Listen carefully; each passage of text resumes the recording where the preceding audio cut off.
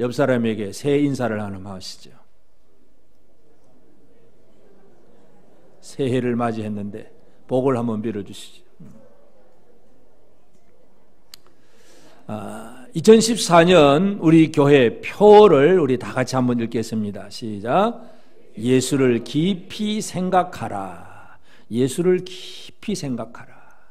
우리가 무엇을 생각하느냐에 따라서 생각은 행동을 낳게 되어 있습니다. 말을 하고 행동을 낳는데 예수를 생각하면 결국은 예수 안에서 제대로 살아가는 삶이 될 것이고 하나님 앞에 제대로 복을 누리는 생활이 됩니다. 예수를 모르면 예수를 통해서 주시는 하나님의 복을 제대로 받을 수가 없습니다. 그래서 우리가 작년까지는 성령에 대해서, 성령의 이끄심과 능력과 그 삶에 대해서 주제로 생각했는데, 그럼 성령은 늘 우리 안에서 어떻게 하시는 분이냐 하면 성령은 우리 속에서 예수를 깊이 생각하게 하시는 분이 바로 성령님입니다. 그렇기 때문에 성령을 제대로 알면 이제 성령의 도우심을 따라서 우리는 예수를 깊이 생각할 수 있는 사람이 됩니다. 그래서 올해 2014년 예수를 깊이 생각하라 하는 이 제목으로 이 주제를 가지고 또 함께 우리가 말씀을 통해서 은혜를 누리기를 원합니다.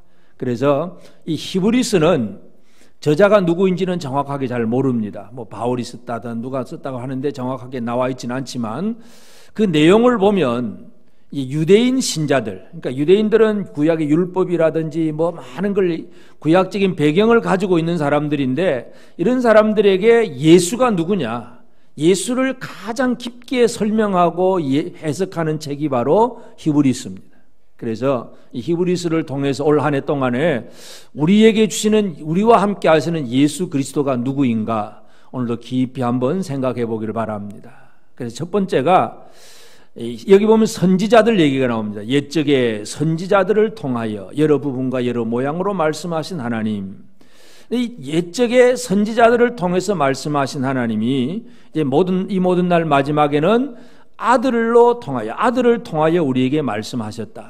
그러니까 선지자와 하나님의 아들, 선지자와 예수, 이렇게 지금 첫 번째부터 그렇게 비교를 하면서 선지자들보다 훨씬 뛰어나고 온전하신 예수 그리스도가 첫 번째 강조되고 있는 그런 내용입니다. 그래서 오늘 우리가 이 시간에 이 구약 시대 사람, 우리가 지금 생각할 때 선지자 그러면 별 개념이 없을 수도 있는데 유대인들에게 있어서 선지자는 아주 대단한 자랑스러운 그런 인물이기도 하고 그들을 참 존경하기도 하고 사랑하기도 하는 그런 대상이 바로 선지자입니다. 그래서 그런 선지자보다 예수가 얼마나 좋으냐, 얼마나 완전하냐, 오늘 우리가 이것을 살펴보기를 원합니다. 우리가 이 말씀을 통해서 우리 삶에 적용을 한다면 쉽게 말해서 이 세상에 예수보다 더 좋은 게 없어야 됩니다. 여러분은 예수보다 더 좋은 것이 있습니까? 없습니까? 예수보다 더 좋은 거 많지요? 일단 돈이 더 좋고 예수는 있든지 없든지 돈만 있으면 좋고, 안 그렇습니까? 아멘 안 하셔야 정상이지요. 예수보다도 세상에서 출세하고 명예 얻고 권력 힘 얻고 사람들이 좋아하는 게 참 많잖아요. 그러나 성경은 그 모든 것이 아무것도 아니고 오직 예수다, 그 얘기를 하고 있습니다. 그래서 그 모든 것 중에 오늘 첫 번째 생각할 부분이 바로 선지자라고 하는 얘기예요. 그러면 선지자를 사랑하거나 아니면 선지자를 자랑하거나 아니면 선지자의 권위를 인정하고 그 선지자를 믿느냐, 진짜 예수를 믿느냐, 오늘 우리가 이 부분을 함께 생각하기를 원합니다. 하나님은 분명히 처음에 선지자들을 통해서 말씀을 하셨습니다. 이 선지자들을 통해서 말씀하신 하나님은 그만큼 선지자들이 이 유대인 신자들에게는 참 귀한 자랑거리입니다. 우리나라 사람으로 치면 우리나라 역사적으로 자랑할 만한 사람이 누굴까요? 한글을 만드신 세종대왕이라든지 임진왜란을 물리치는 이순신 장군이라든지 우리 역사 속에 그런 사람들을 우리는 참 자랑스럽게 생각하잖아요. 그러니까 유대인들에게 있어서는 그런 특별히 대표적인 모세 같은 사람, 애굽에서 그들을 이끌어내고 구원하고 나라를 세우는 또 여호수아라든지 많은 그의 말씀을 전하는 선지자들, 이런 조상들을 아주 자랑스럽게 생각을 합니다. 그래서 이 조상들을 자랑스럽게 생각하는 그 내용을 보면 제일 첫 번째 단어가 뭐냐 하면 옛적에 하는, 옛적에. 이 히브리 기자는 옛적에 한번 옛날부터 그 얘기입니다. 처음 옛날부터 하나님은 선지자들을 통하여 여러 부분과 여러 모양으로 말씀하셨다. 옛적에라고 하는 얘기는 뭐냐면 하나님께서 오래전부터 계획하시고 생각하면서 자기 백성들에게 말씀을 선포하고 증거하는 많은 사람들을 세우셨다는 얘기예요. 그래서 엘리야 같은 사람도 보내기도 하고 엘리사 같은 사람을 세우기도 하고 또 이사야 같이 성경을 쓰기도 하고 많은 선지자들을 보내었습니다. 옛적에 하는 얘기는 결국 후시대 사람들에게 있어서는 이 옛적에 있었던 그 고대의 인물들이 그들에게 있어서는 아주 자랑스럽습니다. 예수님이 오셨을 때 유대인들은 뭘 자랑하느냐 하면 요한복음 9장 28절에 보면 그들이 욕하여 이르되 너는 그의 제자이나 우리는 모세의 제자다. 아주 유대인들 바리새인 중에서 이런 말을 하는 사람이 있습니다. 이 나면서 소경된 한 사람이 있었는데 예수님이 가다가 그 사람을 보시고 불쌍히 여기면서 그 사람의 눈에다가 진흙을 발라주면서 저 실로암 못에 가서 씻으라. 이 사람이 눈에 진흙 발라준 그 흙 씻으러 실로암 못에 갔다가 눈이 완전히 떠졌습니다. 근데 그날이 언제냐면 안식일이었어요. 안식일 날 병을 고쳤는데 이 사람은 안식일이든 뭐든 눈이 떠졌으니까 얼마나 기쁘고 좋겠습니까? 근데 유대인들은 왜 안식일 날 누가 병 고쳤냐, 누가 병원 의사가 개업을 했느냐, 막 이제 이런 식으로 안식일 날은 절대 일하면 안 되니까 그렇게 막 이제 정죄를 하는데 결국 이 사람이 이제 나중에 이제 예수님이 그랬다 하는 걸 이제 알려줍니다. 그때 이 사람이 그 예수에 대해서 그 유대인들이 이 사람에 대해서 막 욕을 합니다. 니는 그 예수의 제자이나 우리는 모세의 제자다. 우리는 모세의 제자다. 이 말이 뭐냐 하면 그 당시 유대인들의 삶에서 그 이전으로 모세로 거슬러 올라가면 적어도 1500년 전의 사람이에요. 그러니까 1500년 전에 애굽에 있는 우리 조상들을 노예된 백성들을 이끌어내고 여러분 이 역사적으로 그런 일이 없지요. 어느 나라에 노예가 되어 있는 그 민족이 그 노예된 사람들이 그 나라에서 다 나와서 새로운 나라를 건설하고 역사적으로 그런 일이 없습니다. 있을 수가 없는 일인데 그런 일이 벌어졌다는 얘기예요. 그러면서 그 모세를 통해서 십계명의 말씀 율법을 막 주셨고 그것이 지금까지 우리에게 있다는 거예요. 그래서 1500년 전에 그 조상을 자랑스럽게 생각하고 그 모세에 대해서는 아주 모세 말만 하면 껍벅 죽는 것이 그 유대인들의 생활입니다. 그러니까 유대인들은 그 나면서 눈 뜬 그 사람 보고 자기 눈을 예수가 떼어줬다고 하니까 막 예수 자랑하려고 하니까 니는 예수 제자인지 몰라도 우리는 모세의 제자다. 이 최고라는 얘기 최고. 그러니까 옛적에 하는 얘기는 옛날 우리 조상이 이런 훌륭한 선지자가 있었다. 옛날 조상을 자랑하는 것이 바로 유대인들 얘기입니다. 그래서 이 옛적에 하는 이 말을 통해서 하나님은 처음부터 계속 선지자를 보내시는 하나님의 은혜가 있고 하나님의 긍휼이 있고 하나님의 계획과 하나님의 섭리 속에서 선지자를 보냈는데 그런 하나님의 계획과는 상관없이 사람들은 우리 위대한 조상은 1500년 전에 1000년 전에 나타나서 이렇게 했다 하고 그냥 그것만 자랑하고 있는 것. 이것이 바로 선지자를 자랑하는 사람이에요. 이건 역사를 자랑할 뿐만 아니라 또 이 사람들은 사람을 자랑합니다. 사람. 그래서 그 사람을 보내신 하나님을 생각하기보다는 그 위대한 인물 중심이 되어버렸어요. 인물 중심. 그러나 선지자들은 분명히 알겠지만 사람은 아무리 하나님 앞에 뛰어나고 훌륭한 사람으로 부름을 받았어도 사람은 한계가 있는 사람입니다. 여러분 인간이 아무리 훌륭하고 뛰어나도 예를 들어서 대한민국에서 아무리 지금 뛰어난 훌륭한 인물이라 할지라도 지구 반대편에는 이름도 모릅니다. 몰라줍니다. 전혀 그 사람이 있는지 없는지 감각도 없습니다. 거꾸로 한번 생각해 봅시다. 저 지구 반대편에 브라질 대통령 이름 아세요? 파라과이 대통령 이름 아세요? 몰라요. 우리는 그는 몰라도 괜찮고 전혀 감각도 없어요. 또 좀 더 좁혀서 우리나라에서 서울에 살면 저 부산에서 일어나는 일들 제대로 알아요? 모릅니다. 사람은 아무리 훌륭하고 많은 영향을 끼쳐도 지역의 한계, 그 지역을 벗어나면 몰라줍니다. 또 자신의 개인적인 한계점, 뭔가 이 인간의 한계를 가지고 일하는 사람이기 때문에 인간은 아무리 위대하고 훌륭한 인물이라 할지라도 하나님을 제대로 드러낼 수 없다는 것, 이것이 인간의 선지자들의 한계라고 하는 겁니다. 유대인들은 모세를 참으로 자랑스럽게 생각하지요. 그러면 모세는 진짜 하나님의 모든 영광을 다 드러낸 사람일까요? 이스라엘 백성들을 애굽에서 이끌어내고 10가지 재앙을 막 애굽에 내리고 그들의 장자까지도 죽고 백성들을 이끌어내고 홍해 바다를 건너게 하고 아주 놀라운 일들을 이루는 것이 바로 모세이긴 한데, 그래도 모세는 하나님을 온전히 드러내지를 못하는 거예요. 그것이 사람입니다. 여러분, 아무리 훌륭하고 위대한 목사라고 해서 하나님을 제대로 드러낼 수 있느냐? 그렇지 못합니다. 사람은 항상 한계를 가지고 있습니다. 모세가 하나님의 능력을 나타내긴 하지만 모세가 어떤 한계를 가지고 있냐면, 예를 들면 민수기 20장 8절에 보면 지팡이를 가지고 내 형 아론과 함께 회중을 모으고 너는 그들의 목전에서 너희는 반석에게 명령하여 물을 내라 하라. 내가 그 반석이 물을 내게 하여 회중과 그들의 짐승에게 마시게 할지니라.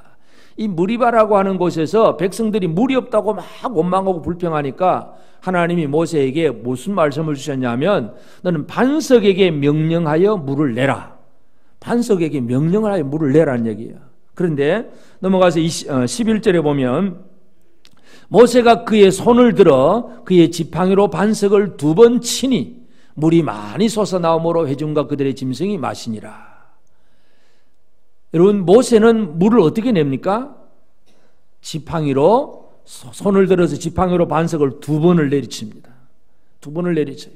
하나님이 그 모세의 행동을 보시고 하나님께서 이제 너는 끝이다. 너는 저 가나안 땅에 못 들어간다. 그러면서 더 이상 모세가 광야에서만 살게 하시고 가나안 땅에는 들어가지 못하게 하십니다. 왜 그럴까요?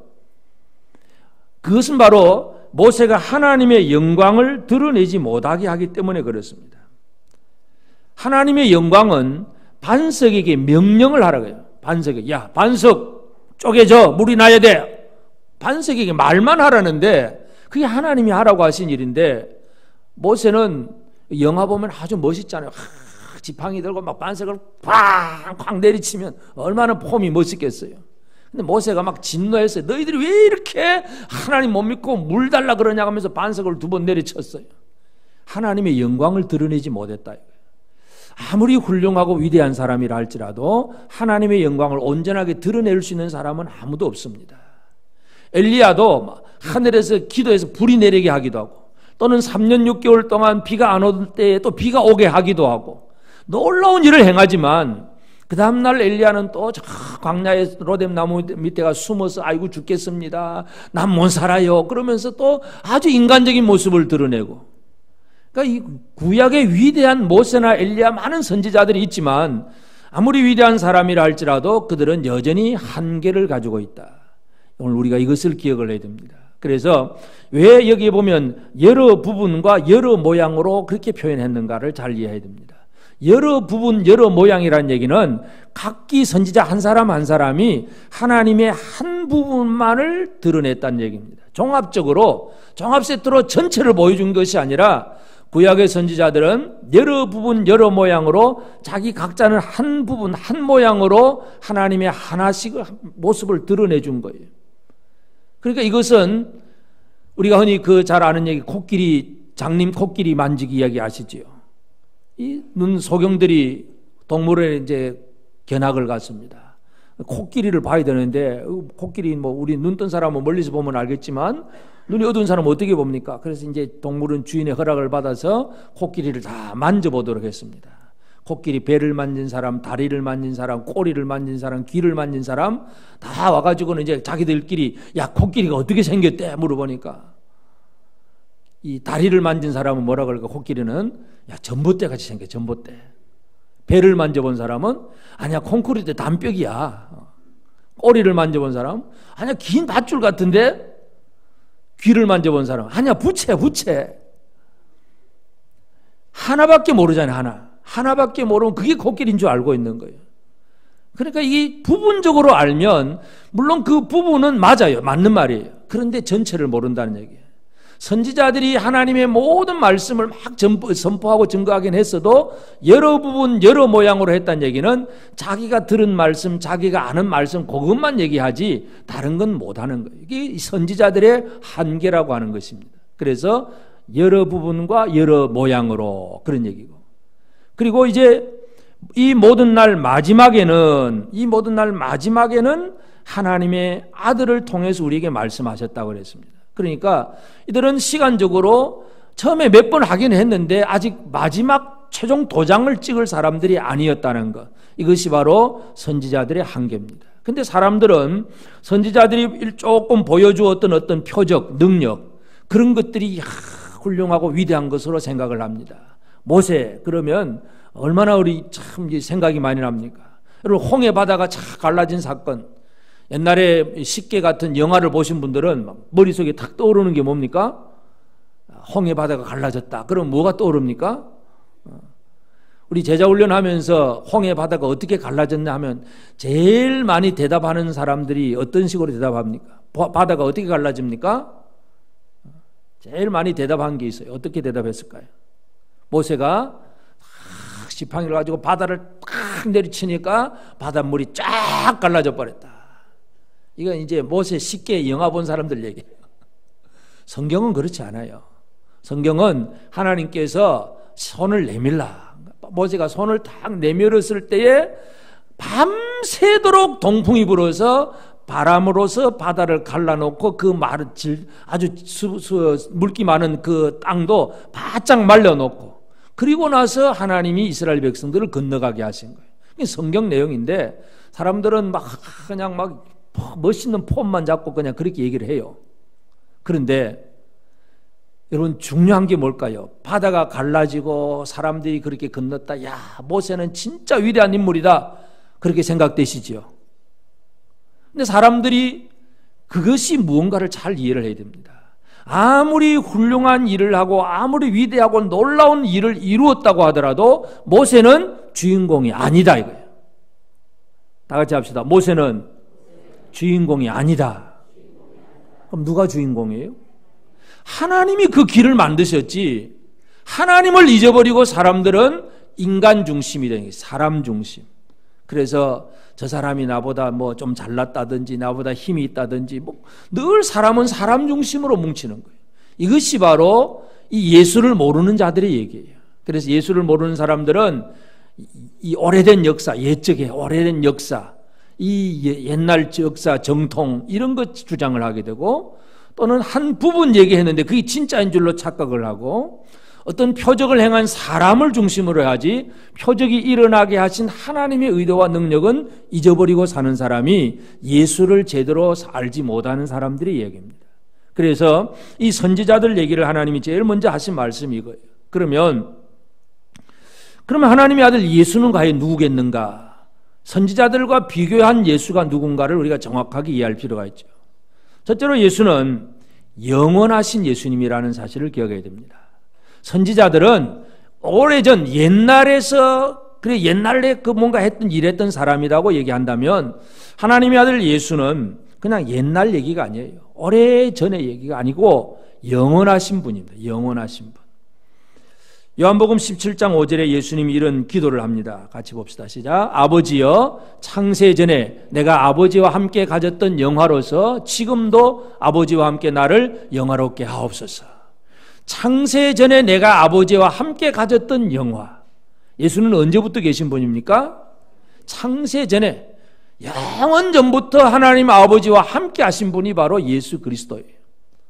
그러니까 역사를 가지고 논하려면 몇 년 됐냐 따져보면 선지자들하고 예수님하고 어떻게 비교할 수 있습니까?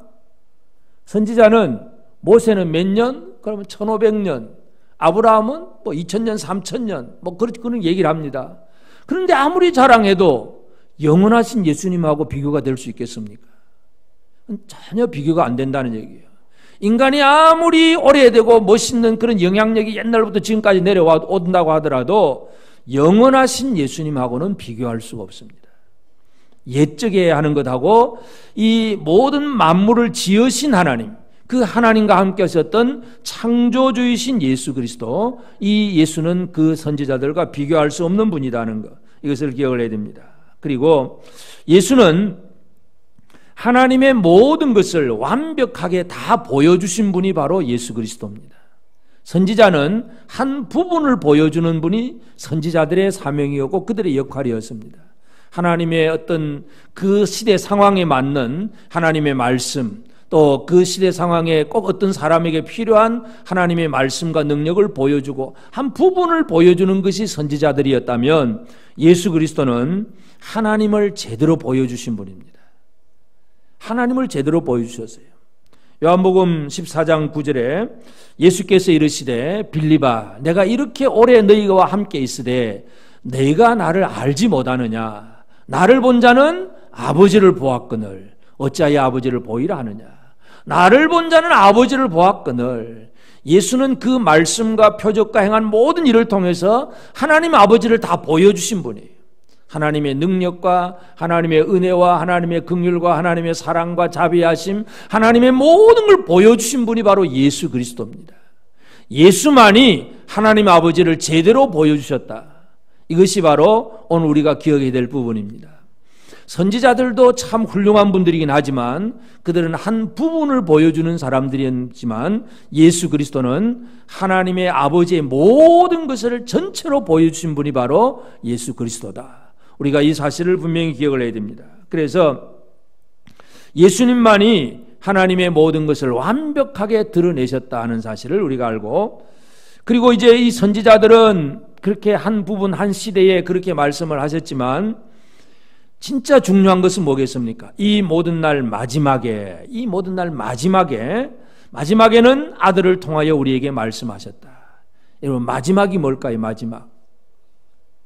우리가 이 회사에 가면 예를 들어서 이제 서류를 기한해 가지고 사인을, 결제를 받습니다. 부장, 과장 막 쭉 올라가면서 제일 마지막에 누구 결제를 받아야 됩니까? 회장님 결제, 사장님, 회장님 결제를 받아야 그게 오케이 승인이 되는 겁니다. 마지막이라는 단어가 바로 그 얘기입니다. 이 모든 날 마지막에는, 그 이전에 선지자들을 통해서 쭉 말씀하셨는데 마지막 최종 사인이 누구냐 하면 바로 예수 그리스도라는 얘기예요. 예수님이 유대인들에게 악한 농부 비유를 말씀을 합니다. 이 악한 농부, 마태복음 21장 37절에 보면 후에 자기 아들을 보내며 이르되 그들이 내 아들은 존대하리라 하였더니, 이 농부, 어떤 주인이 포도원을 만들어 가지고 농부들에게 세를 주고 떠났습니다. 그리고 나서 한참 있다가 주인이 그 농부들에게 이제 그 세를 받으려고 자기 종을 보냈는데, 이 악한 농부들이 그 포도원을 자기 것으로 착각을 하고 원래 주인에게 세를 안 냅니다. 종들을 보내니까 세금도 안 내고 그냥 배째라고 있습니다. 다른 종들 보내니까 막 싫어합니다. 또 그 다음 종들 보내니까 막 종을 막 욕하고 막 쫓아보냅니다. 나중에는 막 종을 죽이기도 합니다. 그래서 주인이 계속 종을 보냈는데도 이 악한 농부들이 전혀 주인에게 어떤 이 호응을 안 하니까 제일 마지막에 후에 자기 아들을 보내면서 그들이 내 아들은 존대하리라, 이 아들을 마지막으로 보냅니다. 그런데 결론은 뭐냐 하면 악한 농부들이 아들까지도 인정을 하지 않고 죽여버리고 자기 것을 만들려고 욕심을 품었다. 그것이 예수를 알지 못하는 유대인들의 얘기입니다. 하여튼 아들은 그 앞서 있는 모든 종들이 행했던 일들의 마지막 결정이 바로 아들이에요. 다시 말해서 최종적인 권위를 가졌다. 예수 그리스도는 어떤 분이냐? 우리의 삶에 있어서 우리 나아갈 바의 모든 길에 있어서 최종적인 권위를 가지신 분입니다. 최종적인 권위가 있기 이전에는 이 사람 말도 들을 수도 있고 저 사람 말도 들을 수도 있습니다. 이럴까 저럴까 막 망설일 수도 있습니다. 그러나 최종 도장이 딱 찍히면 그 다음은 다른 것 없습니다. 오직 그 길밖에 없습니다. 이것이 바로 예수 그리스도께서 모든 선지자들 이후에 등장하신 그 순서, 그 이유라는 것을 우리가 분명히 기억을 해야 됩니다. 그래서 우리가 예수를 깊이 생각을 해야 되는데, 선지자와 예수를 비교하면서 이 훌륭하고 위대했던 많은 선지자들이 있지만 그보다 진짜 중요한 예수 그리스도가 어떤 분인가, 오늘 우리가 이제 우리 입장에서도 우리 예수를 생각하면서 우리의 삶에 적용을 해야 됩니다. 그래서 예수를 깊이 생각하는 사람은 어떻게 사느냐? 예수는 옛날 오래된 선생님이 아닙니다. 예수는 영원하신 분입니다. 그러면 자동적으로 우리가 예수와 함께 살려면 우리가 어떤 삶을 산다는 얘기입니까? 우리가 지금 살지만 우리는 영원을 살아가는 사람들입니다. 여러분, 영원한 생활을 지금 살고 계십니까? 뭐 좀 살다 이제 또 나이 한 살 더 먹었으니까 갈 날 또 다 됐다. 막 그렇게 사십니까? 우리의 삶은, 예수 그리스도 안에 살아가는 사람은 현 시대를 살아가지만 영원을 사는 사람들입니다. 솔로몬은 전도서에서 그런 얘기를 합니다. 3장 11절에 보면 하나님이 모든 것을 지으시되 때를 따라 아름답게 하셨고 또 사람들에게는 영원을 사모하는 마음을 주셨느니라. 여러분, 이 세상의 짐승들은 아무리 뭐 용맹하고 날래고 막 사납고 해도 그냥 육체적이죠, 육체. 그냥 동물적일 뿐이지 영원을 사모하는 마음은 없습니다. 사람만이 영원을 사모합니다. 메뚜기하고 하루살이하고 같이 열심히 잘 놀다가 메뚜기가 야, 오늘 저녁이니까 내일 놀자, 빠이빠이 그럽니다. 인사가 될까요, 안 될까요? 하루살이는 어떻게 사는 어떤 존재입니까? 하루살이는 내일이라는 단어를 모릅니다. 하루살이는 내일을 몰라요. 그럼 메뚜기하고 개구리하고 열심히 놀다가 개구리가 겨울에 야, 나는 잠 좀 자고 내년에 놀자 그럽니다. 메뚜기는 내년이 있습니까, 없습니까? 내년이라는 단어가 없어요. 그러면 우리는, 사람은 개구리하고 뭐라고 얘기할 수 있습니까? 우리 영원히 살자 그러면 개구리는 뭐라 그럴까요? 개구리는 영원을 모릅니다. 격이 다르다, 격이 달라. 사람은 영원을 사모하는 마음입니다. 우리가 이 세상에서만 살고 오늘만 잘 살고 내일을 준비하지 못하고 영원을 준비하지 못하면 그건 바로 동물적인 생활입니다. 사람은 그렇게 살아서는 안 됩니다. 영원하신 예수를 믿는 사람은 영원하신 예수님과 더불어 살아가는 사람입니다. 사도 바울은 그래서 우리 시민권은 하늘에 있는지라, 비록 땅에 살지만 자기는 육신적으로 로마 시민권도 가졌지만 나는 이 땅의 시민이 아니라 하늘나라 시민이다.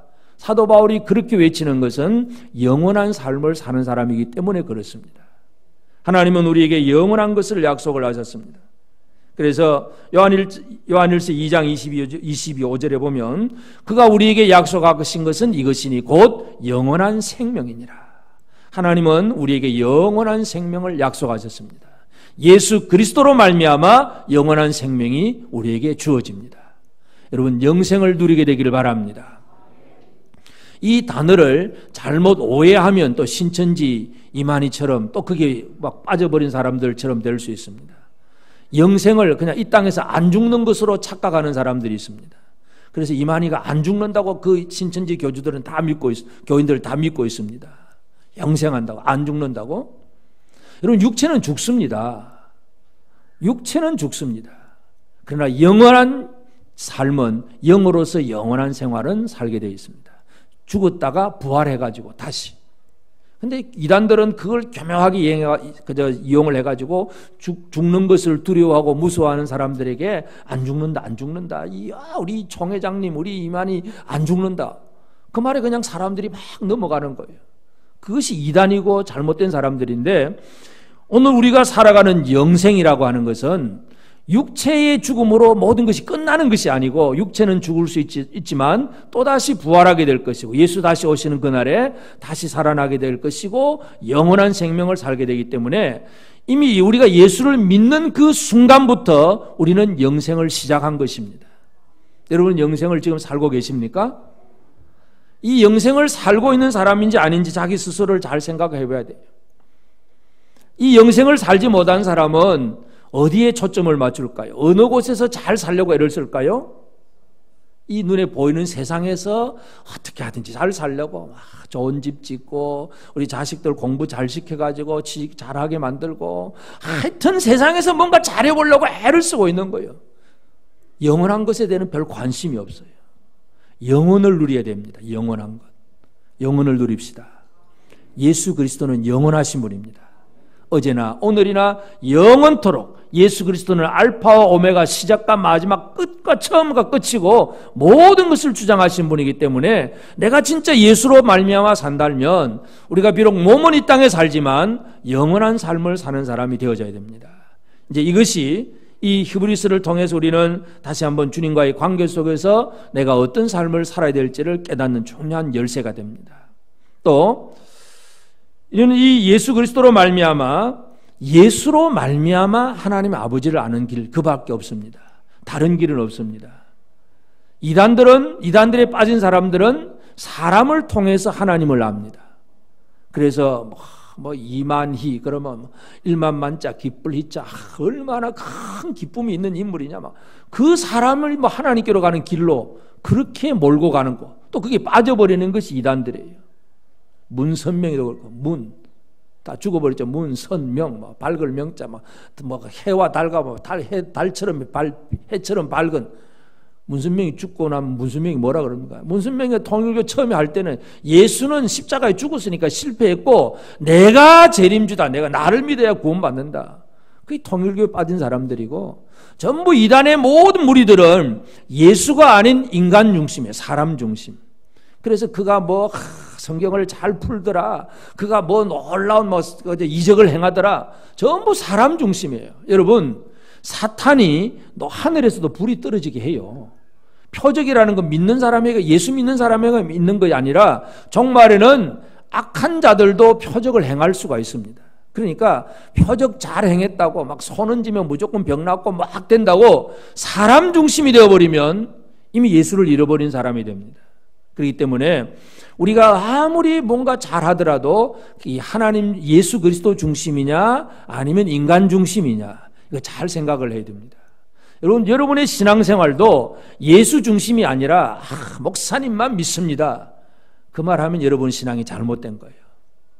여러분, 목사님은 여러분의 믿음의 대상이 아닙니다. 그냥 여러분에게 하나님 말씀을 전달해주는, 한 부분적으로 전달해주는 그런 사람일 뿐이에요. 우리 믿음의 대상은 오직 예수 그리스도밖에 없습니다. 예수만이 믿음의 대상이에요. 이걸 모르고 그냥 내가 믿었는데 그럴 수가 있냐 그러고, 목사가, 장로님이 그럴 수가 있냐, 그렇게 믿은 자기가 잘못이지요. 믿는 도끼, 발등 찍힐 도끼에다가 그냥 믿었기 때문에 그런 것이고, 예수 믿는 사람은 절대로 예수 때문에 발등 찍힐 일이 없습니다. 그러니까 예수로 말미암아 하나님을 아는 것이지 사람을 통해서 하나님을 알려고 하면 그것은 잘못입니다. 그래서 예수님이 뭐라 그럽니까? 요한복음 14장 6절에 예수께서 이르시되 내가 곧 길이요 진리요 생명이니 나로 말미암지 않고는 아버지께로 올 자가 없느니라.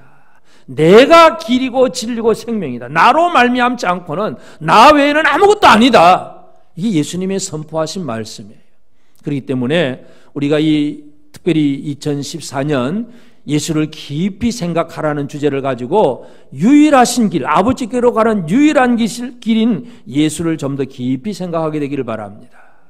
그리고 이 예수를 깊이 생각한다면 예수님이 모든 선지자들보다 최종적인 권위를 가진 분이에요. 최종적인 권위. 결국 최종적인 권위를 가졌다는 얘기는 그 권위 앞에 우리의 삶을 어떻게 살아야 되느냐, 권위 앞에 순복하는 생활, 순종하고 복종하는 생활, 이것이 우리에게 가장 필요합니다.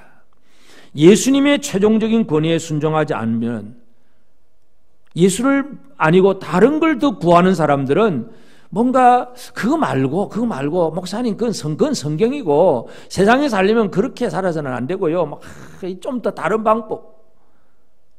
참 요즘은 저한테 그런 얘기 하는 분이 없었는데, 처음에 제가 전도사 시절에 이제 그 목포에서 그 목회를 했는데, 하여튼 그 처음에 그런 얘기들을 좀 들어봤어요. 막 성경으로 설교를 하면, 목사님, 전도사님, 아니 그거는 막 당연히 성경이고 설교니까 그렇게 하는 거고요. 근데 세상 살려면 그렇게 살면 안 됩니다. 세상 살려면 적당히 속이기도 하고 적당히 사기도 쳐가면서 뭔가 돈 좀 벌어야 되는데, 그거 말고요. 다른 거 찾는 거예요. 다른 거 찾는다는 얘기 뭐겠어요? 예수 말고 다른 거 찾는다는 얘기. 여러분은 예수 말고 다른 거 찾는 일이 없으십니까? 신앙은 신앙이고 그건 제껴놓고 그건 그렇고 다른 거 찾는 일 없으세요? 없으시면 아멘. 예수만 찾으십니까? 예수는 최종적인 권위를 가지신 분이에요. 예수의 권위 이외에 다른 것을 구하고 찾으면 그것은 잘못입니다. 사도 베드로가 처음에 재판을 받으면서 그 재판장에서 하는 얘기가 뭐겠어요? 사도행전 4장 11절에 보면 이 예수는 너희 건축자들의 버린 돌로서 집 모퉁이의 머릿돌이 되었느니라. 다른 이로서는 구원을 받을 수 없나니 천하 사람 중에 구원을 받을 만한 다른 이름을 우리에게 주신 일이 없음이라 하였더라. 구원을 받는 데 있어서 예수 외에 다른 이름을 주신 일이 없다. 베드로가 분명하게 선포를 합니다. 이 길밖에 없다는 거예요. 그런데 지금 우리의 삶을 잘 돌아봐야 돼요. 예수는 예수고 나는 이렇게 살겠다.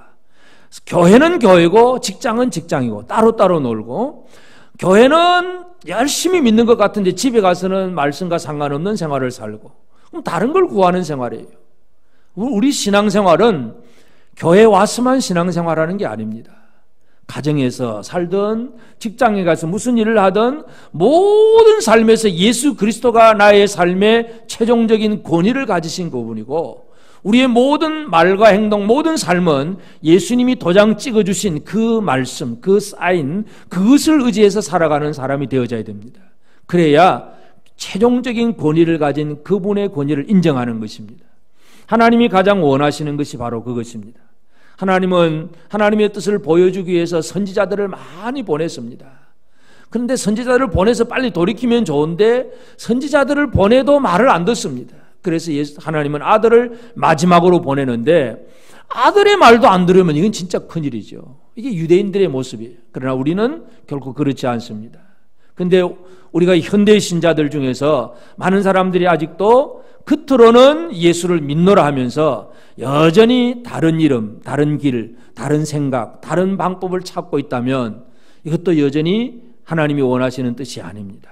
그래서 선지자와 예수, 우리가 이 히브리 기자가 제일 첫 번째 비교하고 있는 이 내용을 잘 이해를 해야 합니다. 아무리 훌륭하고 위대한 선지자라 할지라도 그들은 부분적이고 일시적입니다. 그러나 예수 그리스도만이 완전하다는 사실, 이 예수를 믿는 우리가 진짜 그 영원하신 예수님과 함께 영원의 생활을 살고 있는가, 오직 예수만을 통해서 하나님 앞에 나아가고 있는가, 그리고 이 예수 이름으로만 진정으로 살고 그 권위에 복종하고 있는가, 오늘 우리가 이 부분을 기억하게 되길 바랍니다. 2014년 이 한 해 동안 이 예수를 깊이 묵상하고 생각하면서 이 영원하신 예수님, 능력의 주님, 우리에게 최종적인 권위를 가지고 다가오시는 그 예수로 말미암아 새 생명을 얻고 힘을 얻는 저와 여러분 모두가 되어지길 바랍니다. 아멘. 551장